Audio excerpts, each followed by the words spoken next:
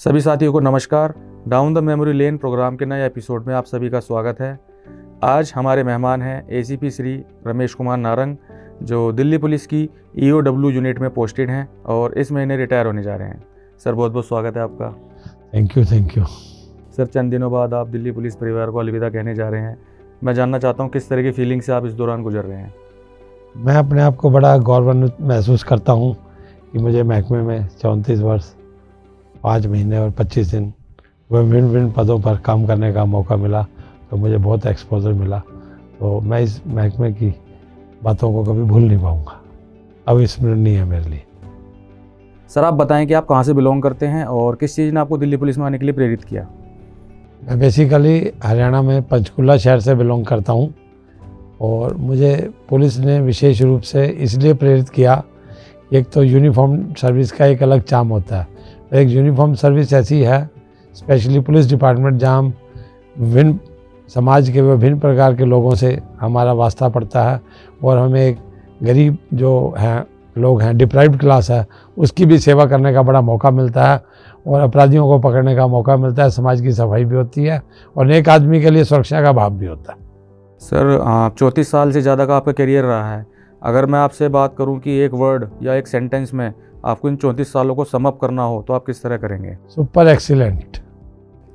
जी sir. 34 साल के career में काफ़ी उतार चढ़ाव आपने देखे होंगे, दिल्ली पुलिस सिस्टम में काफ़ी चेंजेस भी आपने देखे होंगे। मैं सर जानना चाहूँगा इन 34 सालों के में आपके द्वारा देखे गए बदलाव को आप किस तरह से बयां करना चाहेंगे। एक तो मैं सबसे पहले बयान करूंगा कि जैसे जब मैं भर्ती हुआ तो पुलिस में 9 ज़िले थे, आज 15 ज़िले हैं। पुलिस बल की संख्या भी बढ़ी है और हाईटेक भी पुलिस हुई है, समाज के साथ साथ हाईटेक, और हमारा पब्लिक से इंटरेक्शन भी बहुत बड़ा है। तो पुलिस के नए नए विंग हैं, जैसे पहले साइबर था ही नहीं, अब साइपैड हमारा अलग हो गया। जैसे जैसे समाज में आवश्यकताएं बढ़ी, जैसे जैसे अपराधियों को पकड़ने के लिए, समाज में लोगों को सुरक्षा प्रदान करने के लिए जो था, पीसीआर है, पीसीआर भी एक हमारी बहुत बड़ी यूनिट है। इस तरह के पुलिस में बहुत डिपार्टमेंट चेंजेज आए और स्टाफ के वेलफेयर के लिए भी अब तो बहुत ज़्यादा सोचा जा रहा है। हर चीज़ स्केल, हमारे इससे पहले सीपी साहब थे, उन्हें प्रमोशंस भी बहुत दिए, जो स्टैग्नेशन था उसको भी निकाला। तो हम highly thankful to the senior officer. Sir, Delhi police में बिताए गए कार्यकाल में आपका ये करियर किस तरह का रहा, क्या क्या पोस्टिंग्स आपकी रही, क्या क्या असाइनमेंट्स आपने फेस किए। मैं अपने करियर को अपने आप अगर स्वयं मूल्यांकन करता हूँ तो एक्सीलेंट है, क्योंकि मुझे थानों में, इनिशियल मैं थानों में भी रहा, उसके बाद थानों में रात को कॉल आती हैं, कैसे आती हैं, तो आप थानों की इमरजेंसी करते हो तो आपको तत्पर रहना पड़ता है। तो मेरा ये मानना है कि पुलिस अगर मौके पे तुरंत पहुंच जाती है तो समस्या का समाधान तुरंत हो जाता है। किसी की जान बच सकती है, एक्सीडेंट में वो तुरंत हॉस्पिटल ले जा सकता है। पड़ोसियों का झगड़ा है, उसमें पहुँचने पर तो आप उनको जान माल की हानि से बचा सकते हो, तो उनमें एक विश्वास पैदा होता है। और जैसे मैं पीसीआर में रहा, पीसीआर में मैं आउटर में एज इंस्पेक्टर रहा, इंचार्ज, और रोहिणी में भी रहा। तो आउटर में रहते हुए हमने मर्डर के मुलजिम जो मुंडका के पास वो पकड़े उनको पकड़ने से मौके पे ही मुलजिम पकड़े गए। लोकल पुलिस के लिए आराम रहा। सीपी साहब ने, अमूल्य पटनायक साहब सीपी साहब थे, उन्होंने उनको असाधारण कार्य पुरस्कार भी दिया, हमें शाबाशी दी। तो मोनिका भारद्वाज हमारी डीसीपी मैम थी, पाठक साहब हमारे स्पेशल सीपी थे। तो अफसरों की बड़ी हौसला बधाई रहती है। और इसके अलावा पीसीआर गाड़ी में हमने डिलीवरी भी हुई हैं, वो भी सक्सेसफुली कराई हैं। तो जो और फर्स्ट रिस्पॉन्डर है पीसीआर इस यूनिट का, दिल्ली पुलिस ऑर्गेनाइजेशन का एक बहुत अहम अंग है। और इसके अलावा मैं बताना चाहूँगा, मैं डीएपी में भी रहा। हमें कभी ये महसूस नहीं करना चाहिए यार ये यूनिट छोटा है, ये बड़ा है। डीएपी सीपी रिजर्व में रहा, 7th बटालियन, वहाँ में तुरंत रिस्पॉन्स करना होता है। पुलिस अफसर देखता है, ये should be very active around the clock and it is a service 24/7। और उसके अलावा मैं जैसे 3rd बटालियन में रहा, तो बड़े शातिर मुलजिम को पेश करना होता है। मतलब पुलिस अफसर को कभी ये नहीं सोचना चाहिए काम छोटा है। जो उसको सेवा का मौका मिले, जो सीनियर अफसर ठीक समझते हैं, जब जैसी मौका मिले उसको उसमें बड़ी बखूबी निभाना चाहिए।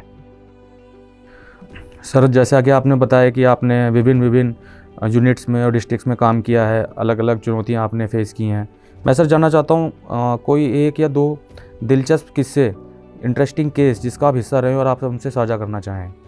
जैसे मैं पीसीआर में रहा तो मुझे याद है कि एक डिलीवरी कराई थी सिग्नस हॉस्पिटल में, लेडी थी, रात को कॉल आई थी तो हम ले गए, तो सिग्नस हॉस्पिटल में उनकी डिलीवरी, उन लोगों ने बहुत धन्यवाद किया। और एक हम जो मुलजिम पकड़े मुंडका के पास, तो वो हमारा बहुत बड़ा काम था, मर्डर के मुलजिम थे। और एक मेवाती गैंग था, उसके पीछे लड़कों ने 10 किलोमीटर गाड़ी का पीछा करके उनको पकड़ा। ये हमारे लिए बड़ी उपलब्धि थी। एज ए एंटी करप्शन जब मैं रहा तो एंटी करप्शन में मुझे एक मौका मिला, एक बिल्कुल स्पेशल मजिस्ट्रेट होते हैं वहाँ लाजपत नगर में, स्पेशल मजिस्ट्रेट जल बोर्ड की कोर्ट होती हैं जो, तो उसका रीडर शरेआम घूस लेता था, तो उसे कोई डर ही नहीं था, उसके दिमाग में था कि मैं तो स्पेशल मजिस्ट्रेट का रीडर हूँ। तो हमने उसको पकड़ने में कामयाबी हुई, उससे रंगे हाथ पैसे भी मिले। तो ये मेरे लिए एक एंटी करप्शन में रहते हुए उपलब्धि थी। और फिर EOW में रहते हुए मैंने एज ए सेक्शन 6 का इंचार्ज हूँ मैं, मुझे अफसरों ने मौका दिया सेक्शन 6 में सेवा करने का। तो यहाँ हमने कई केस सॉल्व किए, जिसमें मेरा एक केस है जो कभी भूलूंगा नहीं, मन्नू प्रशांत भी, उसमें मेन मुलजिम है। वो लोगों से हाई रिटर्न दिखाकर पैसे लेता था, हाई रिटर्न दिखाता था, इसमें एश्योर्ड रिटर्न है। जो आम भोली भाली जनता एश्योर्ड रिटर्न में आ जाती है कि इंसेंटिव हाई है। जो मुलजिम जो ठगते हैं उनका आम जनता को से इसलिए हाई रिटर्न दिखाते हैं, आदमी उनके घेर में 24% रिटर्न देंगे, 28%, फिर वो पैसा आगे लगाते हैं करने पर। वो उसको बड़ी मुश्किल से हमने पकड़ा। इस टाइम वो सलाखों के पीछे है और उसके 3 साथी और हैं, चारों के चारों सलाखों के पीछे हैं। एक PO घोषित हो गया था, अच्छे पढ़े लिखे हैं, वेल एजुकेटेड है, तो उनको पकड़ा भी सलाखों के पीछे हैं। केस कोर्ट में विचाराधीन है। सर काफ़ी अच्छे केसेस के बारे में आईओ आपने हमारे बताया। चेतन साहब थे उसमें, इंस्पेक्टर चेतन साहब है उसमें हमारे। जी। सर 34 सालों में कई बार ऐसी स्थितियां आपके सामने आई होंगी कि आप फील्ड में अपनी ड्यूटी पे तत्पर हैं और घर परिवार में आपकी ज़रूरत महसूस हुई होगी। तो सर आपने किस तरह से अपनी पर्सनल और प्रोफेशनल लाइफ के बीच में एक बैलेंस बनाए रखा? देखिए, मैं सिर्फ ज़्यादा नहीं थोड़ा ही कहूँगा कि कोई पुलिस अफसर अगर कामयाब होता है उसमें उसके परिवार की बहुत बड़ी भूमिका रहती है। त्याग करना पड़ता है, वाइफ है, बच्चे हैं, उनको अकेले काम करना पड़ता है। बाकी सिविल की नौकरी में परिवार पूरा जाता है, शादी है, ब्याह है, गमी है और घर के और काम है, तो उसमें फिर उनकी वाइफ को बड़ी भूमिका निभानी पड़ती है बड़ी बहादुरी से, ताकि फिर हम निश्चिंत होकर हम यहाँ काम कर सकते हैं। बच्चों को भी सेम इसी दौर से गुजरना पड़ता है, पर it is a matter of pride. तो अगर ऐसा हम सोचेंगे तो देश की सेवा कोई नहीं करेगा, मेरा ये मानना है। तो मुझे बखूबी साथ मिला। मेरी वाइफ मीनाक्षी है, मेरी एक बेटिया धानवी है, हंसराज कॉलेज में पढ़ती है, वो ग्रेजुएशन के फाइनल ईयर में। तो I am very much fine. Sir चंद दिनों बाद आप रिटायर होने जा रहे हैं, दिल्ली पुलिस परिवार को अलविदा कहने जा रहे हैं। मैं सर जानना चाहता हूँ आफ्टर रिटायरमेंट आपकी क्या प्लानिंग्स हैं? आफ्टर रिटायरमेंट होगा तो वही जो प्रभु चाहेंगे, पर मेरी प्लानिंग ये है कि सबसे पहले मैं रजिस्ट्रेशन कराऊंगा। मुझे महकमे में रहते हुए मौका मिला, मैंने दिल्ली यूनिवर्सिटी से लॉ किया 95 में, तो रजिस्ट्रेशन कराऊंगा। तो जिन लोगों को कानूनी सहायता चाहिए जो इतने सक्षम नहीं हैं, उनको कोशिश करूंगा उनको कानूनी सहायता दी जाए, ताकि जो विक्टिम हैं, स्टेट तो देती है पर एक हमारा फ़र्ज़ है। और इसके अलावा मुझे शिक्षा का बहुत शौक़ है, तो जो गरीब बस्ती हैं, जो आसपास जो बच्चे नहीं अफोर्ड कर सकते, उनको इंग्लिश और मैथ, स्पेशली इंग्लिश, उसके बारे में मैं उनको समय दूंगा। हफ्ते में 1-2 क्लास उनके ऊपर ज़रूर लगाऊंगा मैं, ताकि वो बच्चे भी सीख सकें, आम मेन समाज धारा में आ सके। उनके मन में ये भावना रहे, यार इंग्लिश नहीं आती तो I can't do anything. At least confidence जो है उनमें आएगा, तो they will feel happy. Personality उनकी डेवलप होगी उससे। जी सर, सुनकर काफ़ी अच्छा लगा सर। सर जो आने वाली पीढ़ी है हमारी दिल्ली पुलिस में, जो यंग ट्रेनीज़ हैं, उनके लिए सर आप क्या संदेश देना चाहेंगे?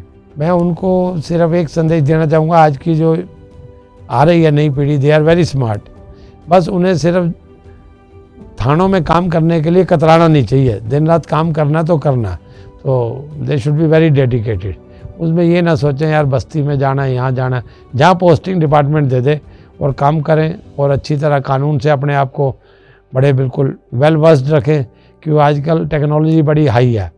हमारे ज़माना और था, अब तो CCTV फुटेज सब कुछ है। उन्हें बड़ा मतलब एक they should be very perfect, otherwise court में बहुत उनको दिक्कत होती है। अब तो केस बना देते हैं, कोर्ट में जब क्रॉसिंग होती है तो दिक्कत होती है। और मैं और ये कहूँगा कि उनको विक्टिम जो है उनको भरोसा देना चाहिए, उनको एक पैशन होना चाहिए, not as a duty, it should be as a passion, कि मतलब ये मेरा पैशन है, तो उसमें समय की चिंता नहीं करनी। जब पैशन मानोगे तो समय की चिंता नहीं करोगे। फिर आपको जो आपका मुद्दई है उससे ऐसा टच हो कि उसको लगे कि हाँ यार पुलिस अफसर है, आपकी डेट आ रही है कोर्ट में, भले आपकी ट्रांसफ़र होगी, आप उससे इंटैक्ट रहो, कोई बात नहीं। जो गवाह हैं उनकी विटनेस होनी होती है, स्टेटमेंट होनी होती है, तो उससे अगर आप उससे टच रहेंगे तब पता ठीक रहेगा। अदरवाइज़ नहीं तो केस हमारा फिर बिखर जाएगा, वीक हो जाएगा, मेरा ये कहना है। क्योंकि वहाँ अकेला आईओ है, उधर पूरी टीम बैटरी और लॉयर्स हैं, तो वो बिल्कुल परफेक्ट होना चाहिए। सर, आपने अपना कीमती वक्त निकाल के कुछ समय हमें दिया, आप स्टूडियो आए और आपने अपने पर्सनल एक्सपीरियंस के बारे में हमें जानकारी दी। मैं सर बहुत बहुत धन्यवाद करना चाहूँगा आपका, और समस्त PRO टीम की तरफ से आपकी आफ्टर रिटायरमेंट लाइफ के लिए आपको बेस्ट विशेस देता हूँ। Welcome sir, welcome welcome welcome. तो ये थे ACP श्री रमेश नारंग, जिन्होंने अपने कार्यकाल के बारे में हमें बताया, क्या क्या चुनौतियाँ उन्होंने फेस की, उन पर प्रकाश डाला। इन्होंने बतलाया कि PCR में रहते हुए किस तरह के चैलेंज इन्होंने फेस किए और इन्होंने उनको बखूबी टैकल किया। अपने अगले एपिसोड में मैं किसी अन्य अधिकारी से आपकी मुलाकात करवाऊंगा। आप हमसे जुड़े रहिए। तब तक के लिए मैं आपसे अलविदा लेता हूं। जय हिंद।